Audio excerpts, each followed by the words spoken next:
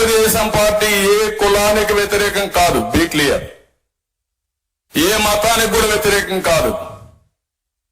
కానీ తెలుగు గడ్డ మీద పుట్టిన ప్రతి ఒక్కరి భవిష్యత్తు కోసం భరోసా ఇచ్చే party Telugu Desam party, NDA partners అయినటువంటి జనసేన, బీజేపీ. అదే మా ధ్యేయం. మీరు చేసే తప్పుడు పనులన్నీ చేసి తిరిగి మా మీద నెపవేసే పరిస్థితికి వస్తున్నారు. ఇప్పుడు ఒకసారి చూస్తే రాయలసీమలో నెల్లూరు వరకు, నేను ఇక్కడ ఎవరిని గురించి చెప్పడం లేదు కానీ వాళ్ళు చేసే ద్వంద్వ పరిణామాలు మీకు ఎక్స్ప్లెయిన్ చేయాలిగా చేస్తున్నా. 62 సీట్లు ఉన్నాయి, ఇందులో 51 జనరల్ సీట్లు ఉన్నాయి. 41 మందికి రెడ్డిస్కి ఇచ్చాడు. తప్పులేదు, నువ్వు ఓపెన్ గా చెప్పు. నేను ఇచ్చా, ఎన్ని ఇచ్చా నువ్వు చూసావు. కానీ నేను బీసీలకు అగ్రభాగాన్ని వేశానని చెప్పడం. ఎందుకంటే బీసీలు 50% జనాభా ఉన్నారు.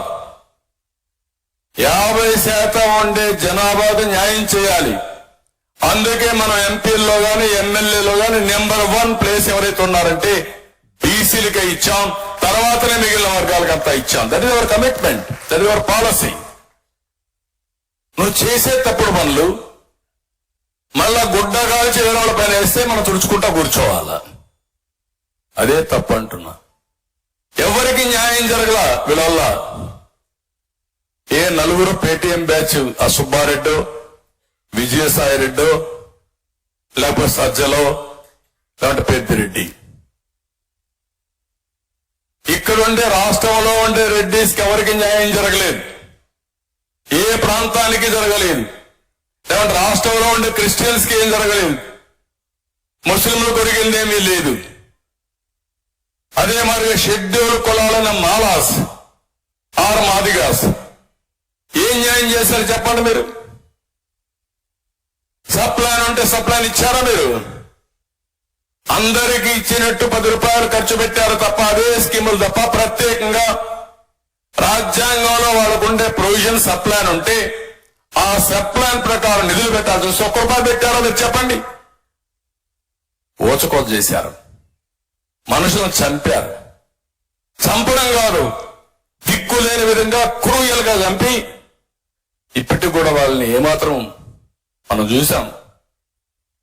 ఆ సుబ్రహ్మణ్యం డ్రైవర్, ఆ ఎమ్మెల్సీ డోర్ డెలివరీ పంపిస్తాడు డెడ్ బాడీ. అబ్దుల్ సలాం, 4 కుటుంబ సభ్యులు విధి లేని పరిస్థితుల్లో బ్రతకలేక బలవంతపు ఆత్మహత్యలు చేసుకున్నారు. ఇప్పుడు మాట్లాడుతున్నాడు మనం బీజేపీతో పోతుంటే మైనారిటీస్ వ్యతిరేకం చేస్తున్నాం, 4% రిజర్వేషన్ తీసేస్తాం, లేకుంటే ఇంకోటి చేస్తున్నాం అని మాట్లాడే పరిస్థితికి వచ్చారంటే రెచ్చగొట్టి రాజకీయం చేసి రాజకీయ లబ్ధి పొందాలని మనస్తత్వం తప్ప సమాజ హితం కోసం పనిచేయని పార్టీ ఈ పార్టీ. నేను అందుకనే మిమ్మల్ని అందరినీ ఒకటే కోరుతున్నా. ఈరోజు ఒక్క స్కాండల్ కాదు, ఒక్క స్కామ్ కాదు, మీరు ఏది చూసినా, ఏ స్కీమ్ చూసినా ఆ స్కీమ్ ఒక స్కామ్ ఉంటుంది. దానికోసం డిజైన్ చేశారు. అందుకే మీ అందరిపైన ఒక గురుతరమైన బాధ్యత ఉంది. మిగిలిన విషయాలు కూడా మనం మహాడుకోవాలి, ప్రెస్ను పంపించేస్తాం. నేను ఒకటే మిమ్మల్ని కోరుతున్నా, రాష్ట్ర ప్రజలందరికీ విజ్ఞప్తి చేస్తున్నా, ఎన్డీఏ జాతీయ స్థాయిలో 100% గవర్నమెంట్ ఫామ్ చేస్తా ఉంది. వాళ్ళు ఒక లక్ష్యం పెట్టుకున్నారు, 400+ ఎన్డీఏ లక్ష్యం. రాష్ట్రంలో ఎన్డీఏ 160+ రావాలి.